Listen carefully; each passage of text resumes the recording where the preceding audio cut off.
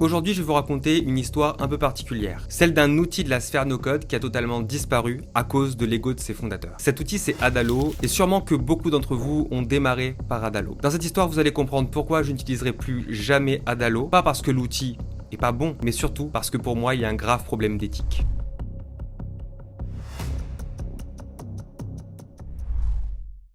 Notre histoire commence en 2017 dans un petit appartement de San Francisco où Jérémy Blalock travaille jour et nuit sur ce qui deviendra l'une des plateformes no-code les plus prometteuses de sa génération. À l'époque, le terme no-code n'existe même pas. C'est le CEO de Product Hunt, Ryan Dover, qui le popularisera en 2019. Jérémy a une vision simple mais révolutionnaire. Permettre à quiconque de créer une application mobile aussi simplement qu'une présentation PowerPoint.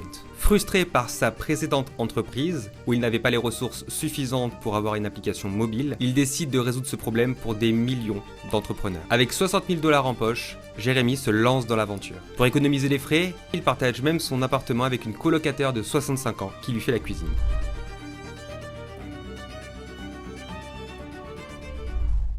L'idée de base est assez géniale. Vous créez votre design sous Sketch, un logiciel de design et de prototypage de l'époque, et vous l'importez directement dans ce qui s'appelle alors Proton. Par la suite, Proton transforme le prototype en application fonctionnelle. Le premier miracle se produit en juin 2018. Jérémy observe à travers ses outils de tracking qu'un développeur du Bangladesh vient de passer 4 heures à développer une application complexe sur sa plateforme. Ça n'avait jamais été fait avant. C'est là qu'il comprend qu'il tient quelque chose d'extraordinaire. Mais Jérémy est seul et ses économies commencent à fondre comme neige au soleil. Et fin 2018, soit après plus d'1 an à travailler seul, le destin frappe à sa porte.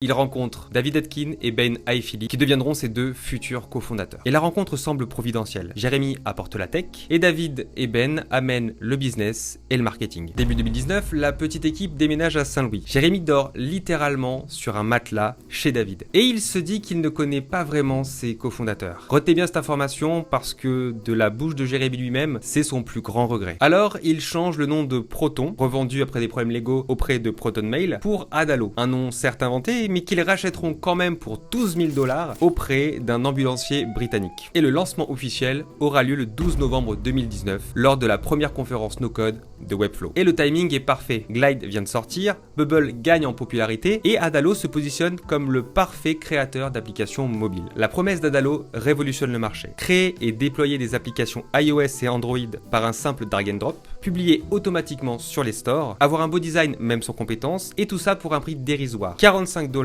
pour sortir et déployer son application contre 60 000 $ pour un développement mobile traditionnel. Et le décollage est fulgurant. En à peine quelques mois, il passe de 5 000 $ de revenus mensuels récurrents à plus de 25 000 $, avec une croissance exceptionnelle de plus de 20% mois après mois. Et la Covid-19 devient un accélérateur. Des milliers de gens confinés commencent à créer leurs propres applications grâce à Adalo. Et les opportunités se multiplient. Podcasts, interviews, affiliations, même Tararid, qui est une figure emblématique du no-code, propose d'envoyer un simple code promo à sa base email, pourtant sur un outil concurrent. Résultat, plus de 20% de ventes en seulement une journée. Et côté financement, c'est l'euphorie. Après avoir levé un tout petit peu d'argent, il commence en 2020 à faire une vraie levée de fonds de plus de 1,7 million €, puis par la suite feront une série A avec 8 millions €. Cette levée de fonds sera menée par Tiger Global, qui est l'un des plus gros fonds du monde. C'est plus de 220 000 applications qui vont être créées sur la plateforme. De la mère au foyer jusqu'aux grandes corporations, si vous savez créer un PowerPoint, vous savez utiliser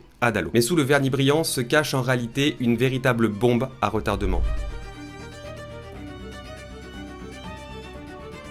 Jérémy, visionnaire et perfectionniste, le sait. Il voit les failles techniques s'accumuler qui menacent l'avenir de sa création. D'abord, le moteur graphique qui gère l'interface. Jérémy l'avouera lui-même, c'est un code qu'il a posé rapidement en Noël 2017 et qui n'a jamais été changé depuis. Et malheureusement, ça crée de plus en plus de bugs, empêchant les gens d'utiliser correctement l'interface. Ensuite, les performances et la base de données. Toute application de 5000 utilisateurs commence à drastiquement ralentir, voire devenir inutilisable. Et surtout le taux de churn, c'est-à-dire le nombre de personnes qui quittent l'application l'application mois après mois. Lié aux problèmes techniques, c'est quasiment 18% des personnes qui quittent l'application tous les mois. Et les investisseurs de la série A commencent à poser des questions embarrassantes sur ce taux de churn. Alors Jérémy comprend que sans une refonte complète, il ne pourra jamais transformer Adalo en entreprise à 1 milliard. Mais les cofondateurs ne l'entendent pas de cette oreille. Ils veulent continuer à pousser de nouvelles fonctionnalités afin d'attirer de nouveaux utilisateurs. Alors la tension entre fondateurs s'exacerbe et l'ambiance interne chez Adalo se dégrade. Ben, le COO, traverse une période difficile. Sa femme vient d'accoucher et attend déjà un deuxième enfant. Alors sa productivité chute. Et Jérémy, sous une pression énorme, a tendance à ne pas mâcher ses mots. Et Jérémy, il faut le comprendre, c'est le seul qui semble voir que le bateau est en train de prendre l'eau. D'un côté, les utilisateurs se plaignent que Adalo devient de plus en plus lent, et de l'autre côté, ses cofondateurs maintiennent l'illusion que tout va bien et rajoutent de nouvelles fonctionnalités, pourtant sans résoudre les bugs précédents. D'ailleurs, à cause de la croissance fulgurante du nombre d'utilisateurs, le support technique ne suit plus. Les tickets s'accumulent et l'équipe technique qui est derrière ne peut plus répondre. Jérémy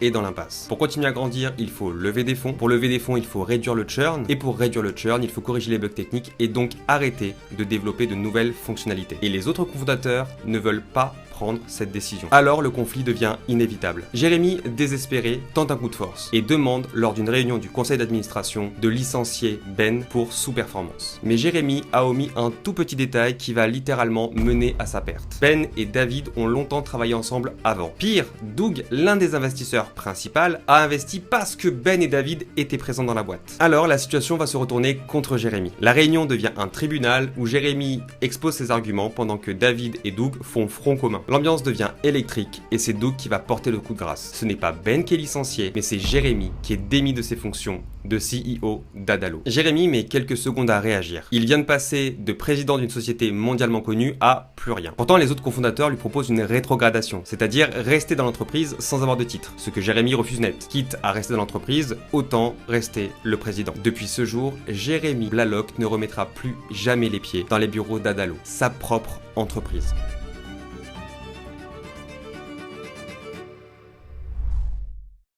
Sous la direction de David Atkin, Adalo accumule les erreurs. La croissance, autrefois de 20% par mois, stagne dangereusement. En même temps, aucun des bugs techniques remontés par Jérémy n'a été corrigé. Et en 2023, David décide d'augmenter toute l'équipe, ce qui fera passer l'entreprise en déficitaire. Alors en 2024, une lente agonie commence. David cherche à sauver l'entreprise en trouvant un acquéreur. Et miracle, une proposition à 20 millions lui sera proposée, mais malheureusement annulée au dernier moment. L'espoir s'effondre. Et Jérémy le sait. Il tente même un comeback sans titre, sans rien demander en retour, pour justement aider à sauver l'entreprise qu'il a créée. Mais David refuse effrontément. Alors le désastre annoncé se produit. Avec seulement un mois de trésorerie en poche, David est contraint d'accepter une proposition à 2 millions d'euros, soit moins que le chiffre annuel de l'entreprise. Et le pire, c'est que Jérémy va la prendre par texto un samedi matin. Alors Jérémy tente le tout pour le tout en faisant une contre-proposition. Mais David refuse même toute forme de négociation. En réalité, David cache bien son jeu. Sur les 2 millions, 600 000 euros iront directement dans la poche de David. Le reste de l'argent sera partagé du côté des salariés à hauteur de 1 million et quelques dizaines de pourcents de la somme totale sur les investisseurs à hauteur de la somme investie. Et pour Jérémy qui a tout de même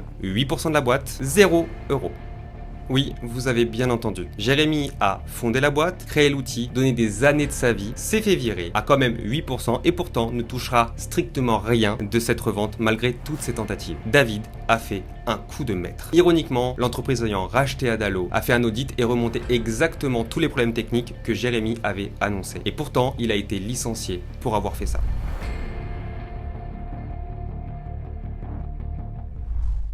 En septembre 2024, James Crennan devient le nouveau CEO d'Adalo. Et dès son premier message, il annonce Adalo 3.0. Des performances 3 fois supérieures, un support client VIP et des applications qui peuvent enfin supporter une volumétrie décente d'utilisateurs. On espère que ces promesses ne seront pas vaines, mais l'historique de l'entreprise ne joue pas en leur faveur.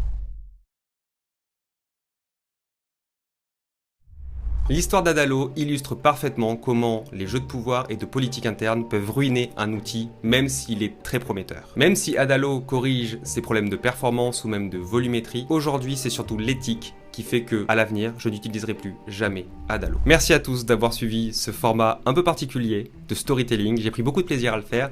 N'hésitez pas à me dire dans les commentaires si vous voulez en voir d'autres. J'ai pas mal d'histoires à faire sur les outils no-code et low-code, et pas forcément que des négatives. En tout cas, n'hésitez pas à me le dire si vous avez aimé ce type de format.